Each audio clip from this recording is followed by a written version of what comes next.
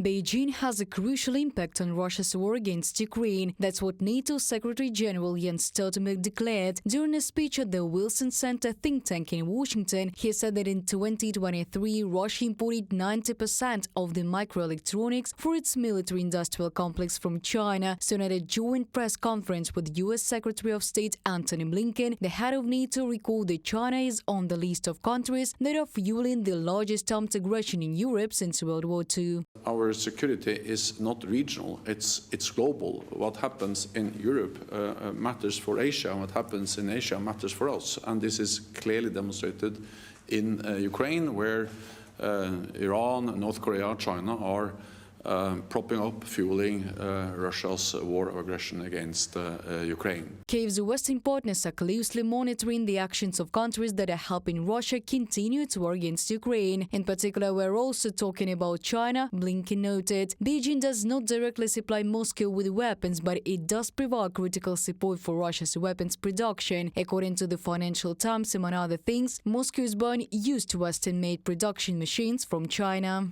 We're looking at countries that are supporting Russia's defense industrial base, which is allowing Russia to continue the war, including China. As President Biden's made clear, we have a real concern not with weapons being supplied by China to Russia. That's not what they're doing. What they are doing, as you've heard me discuss many times, is providing critical support to Russia's defense industrial base. Some 70% of the machine tools that Russia's importing are coming from China. 90% of the microelectronics coming from China, and that has enabled Russia to keep that defense industrial base going, to keep the war machine going, to keep the war going. So that has to stop. The United States is trying in every possible way to turn China away from assisting Russia. Thus, in May 2024, Washington imposed sanctions against 20 companies from Hong Kong and mainland China. However, this did not help, and now, as the South China Morning Post writes, there are growing calls in the West to hold Beijing accountable for its support for the war. According to the publication at the G7 summit in Italy, U.S. President Joe Biden called on allies to introduce new restrictions against China. Most likely, that part of the Chinese economy that is globalized, that is integrated into the international value chains, will remain open and will avoid cooperation with Russia, so as not to fall under secondary sanctions. At the same time, small clusters will be created closer to the borders with Russia, which will be excluded from the system of international financial relations, and settlements, transfers of goods, services, and so on will be carried out through these clusters.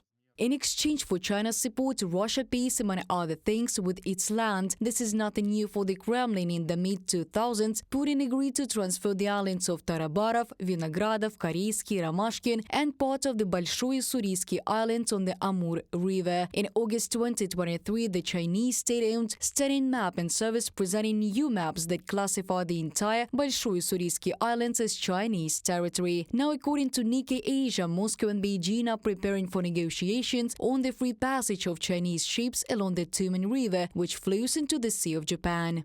China has repeatedly urged Russia and North Korea to allow Chinese vessels to navigate the river to the Sea of Japan. Russia used to be reluctant on the idea, concerned that it would increase China's influence in Northeast Asia. But its attitude is changing as the power dynamic between Moscow, Beijing and Pyongyang shifts. Russia has grown increasingly dependent on China for trade amid Western sanctions over its invasion of Ukraine in 2022. Energy exports to China have increased. From the Nikkei Asia publication. If China gains passage to the Sea of Japan through the Tumen River, then not only an economic but also a territorial issue will arise. As experts note, Beijing will be able to send armed Coast Guard ships there and deliver them to the disputed territories in the East China Sea. Japan would then have to divert its own Coast Guard, and this will only further increase tensions in an already troubled region. Reported by Diana Kolesnik, Nikita Skoblikov, UATV News.